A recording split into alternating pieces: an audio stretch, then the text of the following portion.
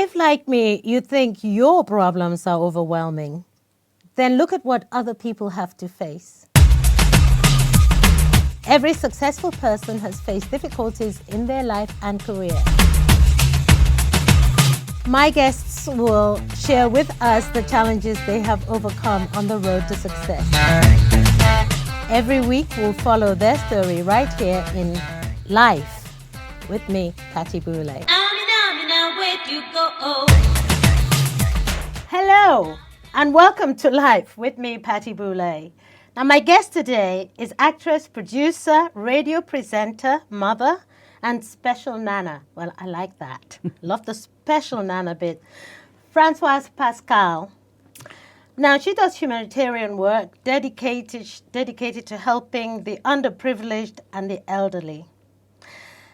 Françoise, what I like to know is this. You said, whilst my fame had seen me with little happiness, it fulfilled my childhood ambition of being an actress. I think of myself as a true survivor of show business syndrome. I really like that. Nobody's ever said that. Why did you feel that way? Because I have had a dream since I was 7 years old to become an actress. And I never thought I would become an actress, never. I saw Romy Schneider in a beautiful film called Sissi about Elizabeth of Austria. And I fell in love with the story, I fell in love with the cinema, and I fell in love with her. I mean, it was the whole thing was just so beautiful. Years later, I go to Paris and I'm discovered by Jean-Louis Barrault and Lynn Renaud to play Cosette in Les Misérables, and I was only 12 years old. And I was just literally discovered, literally picked, sitting at a restaurant with my parents in the Boulevard Saint-Germain. And all of a sudden, he comes along and said, I would love your daughter to be in my play. So I got, that came true. But Romy Schneider I saw again years and years later when I was about 17 years old, again in Paris. And she, she's encouraged me to become an actress. Well, that's happened to you a few times, actually. Yes, it has. Kirk Douglas. Who saw you at a restaurant yes. and offered you a part in his film. Yeah. And you turned him down. And I turned him down. What did you turn him down? What was it you turned him down for? You did another film, didn't you? Yes, I did. Well, I did. I was doing a film in France called La Rose de Fer, which is now, because of TCM in Los Angeles, it's now become a big film out there. And it's a film fantastique, as we call it. Yeah. But it's a super film. It's my film. I tell you, okay, but there's so many things we remember you in, okay? Today, as we know, everyone wants their 15 seconds of fame. So we're going to kind of just talk about what it's like really to be in our industry.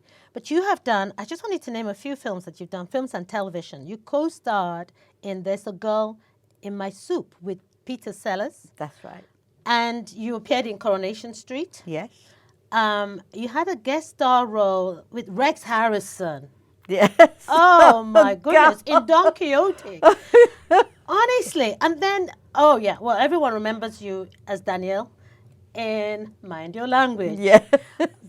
You were damn sexy in that. I'm not surprised. I'm sure you kind of had like a fan club. It became a cult.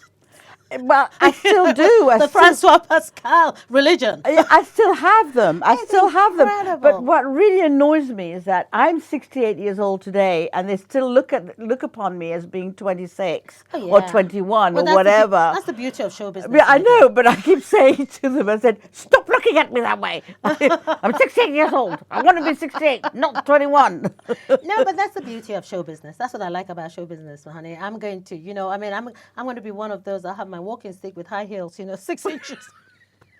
I'm only kidding. How lucky you are to be able to wear high heels. I can't wear them anymore. No, honey, I'm not letting go. Because the minute you let go, you're not coming back to them. I'm hanging on for dear life. I'll be in my coffin and I'll have 8-inch heels. Platform. They have to have extra long coffin for me. Okay, 2 years you spent in Hollywood. Yes. Okay, you did. No, 7 years in Hollywood. Really? 7 years But I you had lived a there. 2-year contract with Young. With the Young and the Restless with Restless. CBS, yes. I remember seeing you in that actually. And I actually loved every moment of that. Every Did you? moment of that. It was so unbelievable seeing these people. I mean, they work differently in soaps out there than they do here. Okay. Very different, because they do 2 or 3 episodes in 1 week. And they actually are like that. And they're word perfect, and the professionalism is unbelievable. Unbelievable. And they never are.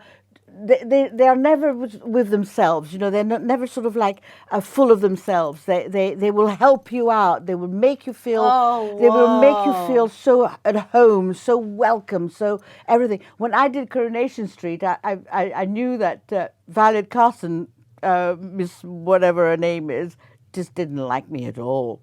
What was her name? Violet Carson, that big lady. Oh, okay. She was really very severe. Yes. Oh gosh, I can't remember her name. I can't remember her name Yeah. in Coronation Street, but she used to actually go, "That bloody French woman." So that's the difference between doing the soap there and Yeah. doing soap here. Yeah. Because I did a program called Brothers and Sisters. It's like a mini series. And you were right. You know, there was an actress that said to me, and after that, it really put me off. And I thought, life is too short for this. Because I am one person that never get addicted to anything, because I can let go of anything. I don't care what it is. I can let go of it. And she said to me, "You're being too generous. You know, when you have a shot and the camera is on you, okay? So I am giving you, obviously, the actions. Yeah. So you can react. Yeah. Okay. Deadpan. That's what she is. So she said to me, "No, you're being too generous." And I went, "Excuse me?" She said, "Yeah, you must remember it's idiot, genius." And I thought, She couldn't have been very good. well, I will tell you who it is later. Yeah, do later. And when she watches this, she go, "Oh no, don't say it." Yeah. So, you know, that's interesting, because in America, you see, the reason I was interested in you being in Hollywood is that I found them a bit heavy, and their contracts a bit heavy. Yes, there are, and the problem that I had in Hollywood is that I met the wrong kind of people afterwards, because I was earning an enormous amount of money, and of course I started doing drugs, and well, I was heavily on cocaine. You're kidding? Oh yeah, for about 2 years I was on cocaine, and for 2 years You're so lucky to come out of it. And I beat it afterwards, because was I only snorting cocaine, I was also smoking cocaine, and which they call freebasing, which was the worst thing you could ever do to yourself. And I came out of it with I had a seizure once I did it once, and I nearly died. So I ended up at Cedar Sinai, and I was told by the doctor, "You do it again, you're dead." And I thought, I am not doing it. I am going to see my son, and that's all there is to it. So I thought, that's it. How did that start? How did you actually get into? I won't tell you the name, but No. a singer that I lived with for 2 years, you know, he was into it. So I went into it with him. You're kidding me. I lived with him for 2 years. I did, you know, my first show was Hair. Yeah. I was surrounded by the whole thing. I bet. Never tried, not even a cigarette. Yeah. Because I don't know, like I said, I can give up anything. Okay, I just look at people and I go, well, it's not acting very well on you, so I ain't going to go there. Yeah.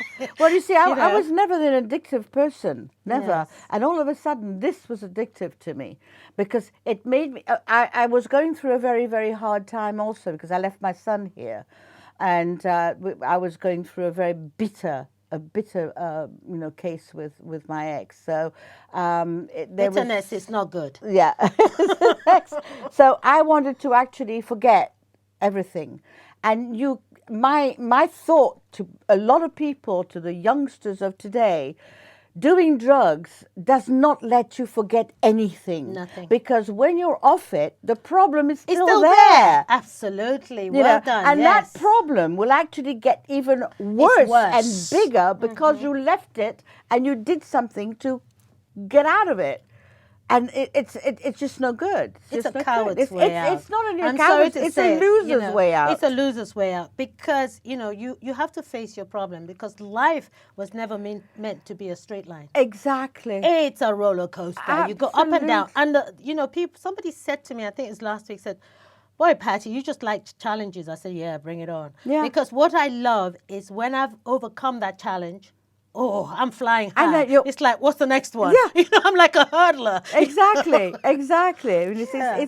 it's quite incredible. When I remember when I got off it, and I had terrible time, and I remember thinking to myself, I want to see my son. I want to be with my son. I'm going to go back to England because this is killing me here. This is all killing me, and I did it for him. That's good. And I thank God I did it for him. Martin Luther King, I think it was Martin Luther King who said, if you do not have something that you're willing to die for or to give up your life for, then you've got nothing to live for. That's right. And that's the wonderful thing because you had your son. Yeah. Most people go into this so young and don't have anything to come out That's right. of it with. That's right, yeah. But Hollywood was an eye-opener to me. An eye-opener. Thank you for sharing that. Thank you. But I did some fabulous work also with the lovely Robert Urich. Tell me about it, honey. Excuse me, I've got a list here. You after the Young and Restless, where you had 2-year contract, you were Rosalind in As You Like It. Yes, I love that character. Yes. And then you played Octavia in Antony and Cleopatra. I remember that because you looked absolutely, I'd say, ravishing in that. Thank you. Like Elizabeth Taylor was really in Cleopatra. Wasn't really the Octavia I should be. No, but you looked, believe me. I was too pretty for Octavia. Exactly. That's what I was about to say. I'm saying like Cleopatra didn't stand a hope in hell. She didn't next actually. to you, so she probably didn't like you. She wasn't very pretty, Cleopatra. There you go. And then you played Olivia in 12th Night. That's right. And I won the Los Angeles Critic Award for it. That's incredible. Yeah.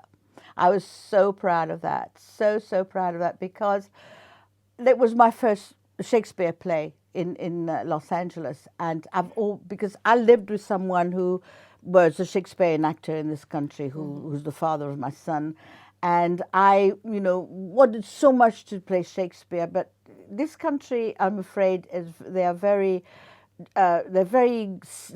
guard their Shakespeare close to their heart. Yes. They don't like any foreigner to come in and actually do Shakespeare. But to be honest with you, I can understand why. Yeah. And I can see the advantage in doing that. Yeah. Because it keeps Shakespeare absolutely pure Well, and solid. but I know they're a bit guarded about it. Very guarded about it. But why I loved the way the director did the 12th Night was he set it in a Spanish hacienda. Nice. And it was absolutely beautiful. The set was beautiful. Everything was so beautiful. And I fitted the set so well that you had to give a good performance. You could not give a bad performance in that show. Isn't that lovely when that happens? Yeah. I think my experience of that was playing Carmen in Carmen Jones.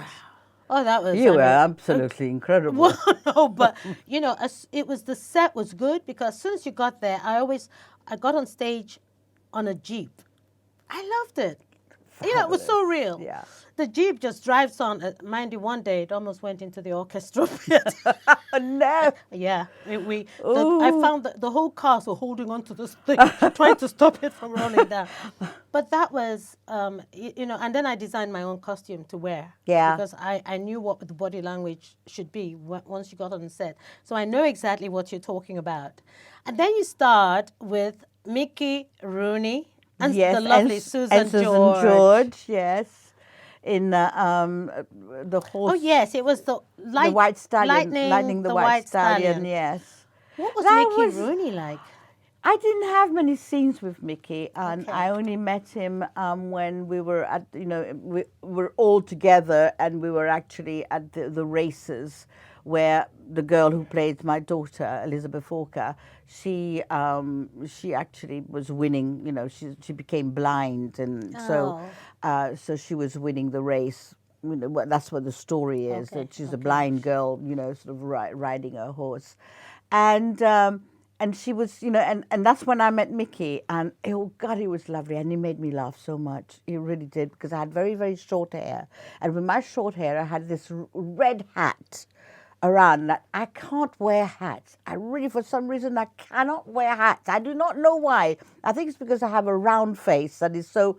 But I was very skinny in those days, so it wasn't so bad. I was very, very skinny, and I can't wear hats. And actually, Mickey came around and said, "Can I knock this hat off you?" Did you really? No, I said, "Oh, I wish you would, because I hate it." She said, "No, darling, it's not that. I think it's the rim around the hat that I don't like. It was white. It was, oh, I see. It was a white rim. It looked like I was going through a bloody wedding." That was dreadful. Dreadful hat. You had real fun in Hollywood, didn't you? I had great fun in Hollywood, as much as heartaches, yeah. I had, I must say, the theatre was one of the best time that I've spent out there. That's fantastic. And working with Robert Urich, the late Robert Urich in Gavilan, it was a series, and unfortunately it didn't go very well. I mean, it didn't make the top 10. It was absolutely superb working with him, really fabulous. I nearly lost it. Nearly lost that series because I arrived late the very first day. I lost my way. It was all in San Diego. I was in Los Angeles. Okay. They were actually doing it in San Diego, and I lost my way. And I arrived there at 8:30 instead of being there at 7 o'clock the first day of filming. They would have taken very badly to Well, that. the casting director phoned me up and said, "You'll never work in this town again." And I go, "Really? Okay, fine." Yeah. Yes, I've heard this before. I know, absolutely. You know, I mean, first time somebody said to me, "You'll never work in that." I said, "Well, who died and made you God?" Yeah, exactly. I said, "My destiny is not in your hands, my dear. I'll be whatever is Exactly. intended for me. So I don't care who the hell you are. You go get lost." I had a sharp tongue. That was my problem. I had a sharp, but God has been good to me. Well, you know, I think you deserve having a sharp tongue, because people shouldn't be saying things like that to you. You know, I think it's out of order. I know. I like the ones that say to me, I can make you a star. And Yeah, I take a good look at them and I go, how generous. If you can make me a star, how come you haven't made yourself a star? But make yourself a star, then you can talk to I had that experience when I did There's a Girl in My Soup, and it was for Columbia. And Mike Frankovich, who was actually the producer of Columbia, at Columbia, and the producer of the film, and got me into Los Angeles to open the film with Peter and Goldie Hawn. So I went to LA, and I was about 19 years old. So I went to LA, like happy like hell, you know. And my ex was going, "You're not going out there," you know. It's always stopped my career. Oh, that's, yeah. So I'm not going out there. You watch me. So I got on the plane, went out there, and Mike Frankovich got me into his office, and all of a sudden he said, "I can make you a big star in this town, you know. But you have to do one thing for me." Oh, and I'm not going to tell you what it is. Go. And I'm not going to tell you what it was. Oh, really? And I just looked at him, and I just ran out of that office so fast. Well, I think... And I never became a big star. Who cares? I couldn't care less. Exactly. You know, I mean, I remember coming across a man in London when I was what, 17, just 17, and I was fresh in show business. I mean, when I say fresh, I mean fresh. They called me green. Very green. That's how green I was, you know. And so this, you know, guy, everybody says, "You've got to get an agent. You've got to get an agent. You've got to get an agent." So I go and see this agent in this seedy little office, you know, in the West End. And he decides that he's going to, you know, he said, "Well, what would you like to drink?" I said, "Water." So the water arrives, and I take a sip, and I go, "What kind of water is this?" Okay, so as soon as his back was turned, because he had a plant there, so I empty it into the plant, you see. And then I pretend that I've just drank it, hold the glass. So he comes, he goes, "Oh, gosh, I like a girl who can hold a drink. I'm thinking, I've never even tried alcohol in my life, okay? So after about the third glass, he's thinking that I must be tipsy. So he comes to try it on. So I need him in the fleshy bit, you know? And he was down on the floor, hit him on the head, because I did wrestling when I was little. And I dragged my bag and left. I avoided every single policeman I ever saw. For 2 months, I thought I was going to be deported, you know. That was my Me Too moment. We've all had this, you know, incredible. But Francie, I tell you what, you have been, because I want to touch on this because it's like what can I say? It's something I'd like to close the show in, apart from your advice on also do not touch the drug, the problem stays. Yeah. You know, when you wake up from it, is that you have been looking after your sister. Yes, I have. She has breast cancer. Oh, bless. And since October last year, I've been looking after her. She's been living with me and in a small little flat. It's so small, I can't tell you. The stage is bigger than my flat. It's so small. It's one little bedroom flat. And I've been sleeping on the sofa. She's been sleeping in my bed because I rather she's more comfortable. Of course. And it's horrendous when they go through chemo and they go through, you know, all these radiation. She's had 2 sets of chemos, and where her underneath her feet, her skin was coming off, you know, and her nails were coming out, you know, would just all come out, and it was all black. It's all. I mean, now it's started to actually get himself, but it was really awful, really awful. And the thing is that most of the time, I mean, I love them. They're fabulous, but Jesus, why do they rent so much? I know. I know. But I know why. I know why. Because it's, you know, they suffer and they always think to themselves, you know, this is happening to me. And I keep saying to her, I say, don't say it's because, you know, don't say why me, because it's nothing to do with you. You know, it's nothing to do with anybody. Right. It's nothing to do with you. It's what happens in life. Because, you know, I mean, if you look around you, nobody's ever lived forever. I lost my sister to the same condition, so I know exactly. And I think you're a real star to give up everything to look after your sister, and God bless you for that. Thank you so much for coming. Thank you for asking me. Now, I loved it. Our thought for today is exactly what you heard what Francoise said. Drugs are useless. They do not take away your pain, only for a few seconds or however long it lasts. But when you come back to reality, it's still there, actually bigger. So just don't waste your time with that. And the other thing is just look after family. They are so precious, really. I don't care if they're good or bad. There's no university out there to train to be a good family. So you take what God has given you and look after them. God bless you. We'll see you next week.